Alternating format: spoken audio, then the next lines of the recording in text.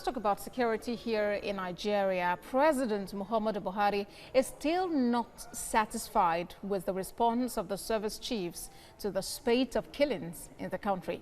He made his reservations known at a National Security Council meeting at the presidential villa, in which he called for an overhaul of the security strategy in place. Tai Amodu reports. It is the third National Security Council meeting in the year, and a worrying scenario is presented to President Muhammadu Buhari. It is the increasing prevalence of drug use in society and Nigeria's gradual change in status from a drug transit to a drug-producing nation. Between 2011 and 2019, approximately 17 manufacturing laboratories of methamphetamine substances were located by the various security agencies and destroyed. That is a large number. And it is a situation that must be checked since a direct nexus has been established between drug use and an increase in violent crimes across the country. Security chiefs had found out that homicidal crimes such as the insurgency, armed banditry and kidnapping are propelled by the reckless use of drugs by criminal groups. Tackling this problem, they say, will take a holistic approach that will inadvertently involve all members of society. It will only result in this country hurtling inexorably down a bottomless pit of self-destruction. We don't want that. The briefing National Security Advisor acknowledges that the Southern Kaduna killings and the face-off between the Borno State governor and military leaders in Borno State did come under scrutiny in the National Security Council meeting. But he is not forthcoming about what was discussed at length on these issues.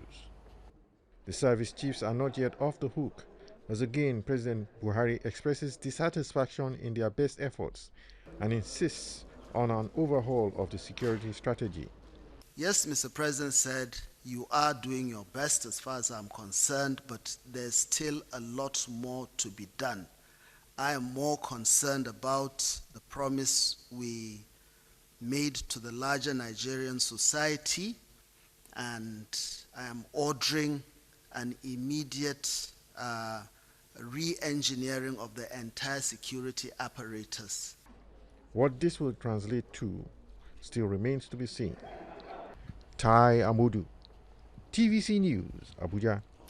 Well, let's bring in security expert Kabir Adamu of the News at 10 for an expert view on the rising insecurity in the country. Thank you for joining us at this time. Well, the president is dissatisfied with the level of response that service chiefs are given to the spate of insecurity. Amid calls for the sack of the service chiefs and the growing insecurity, how do you see the president's call for an overhaul of the security apparatus at this time?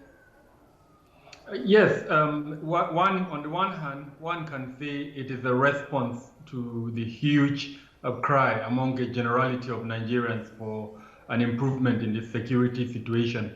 And the body language speaks that the president is worried.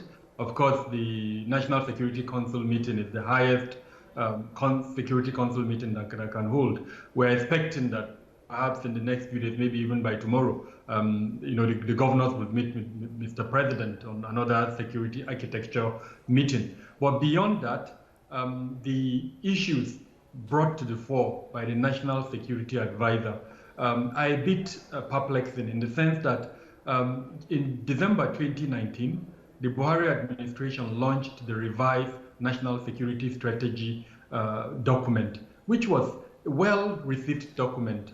We were promised at that time that there would be a paradigm shift from the state-centric approach to security to the human or citizen-centered approach to security. And the message announced today by the National Security Advisor is actually a re-echoing of that message that he mentioned when he read out that document. Now, the reason I brought this up is if you go through that document, it speaks about the whole of security. It talks about health security, it talks about food security, it talks about human security, national security, name them. all the components of national security were mentioned in that document. Now, this was December 2019, where in August 2020, what I expected this meeting to do is to review the implementation strategy of that document, or in the list, to hear a presidential directive to the various members of that council, where is the framework for implementation of that document, or what were the gaps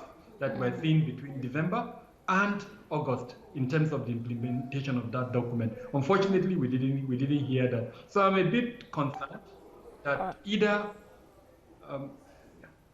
all right, very critical in the implementation of that policy is the human involvement, the locals. And we know that over time, government has been calling for intelligence from people to enable the authorities deal decisively with the issue at hand. How do you assess the level of acceptability and accessibility now between the people and the authorities to ensure that there's synergy in achieving a safe country? You know, with all sense of responsibility, I want to say it's near zero, for the simple reason that if you go to the villages, I mean, most of us go to our villages. I come from one, and I can bet you that probably, if you're lucky, you see one or two security agencies at the village level. So the trust deficit between the security agencies and the average Nigerian is huge, and only a rejigging of the system as envisaged in that revised national security strategy document would have achieved that. One of the components, one of the things mentioned in that document is community policing. And we know that the Inspector General of Police has attempted to implement community policing, but it is very slow. Now, these are the type of things that would reduce that trust deficit.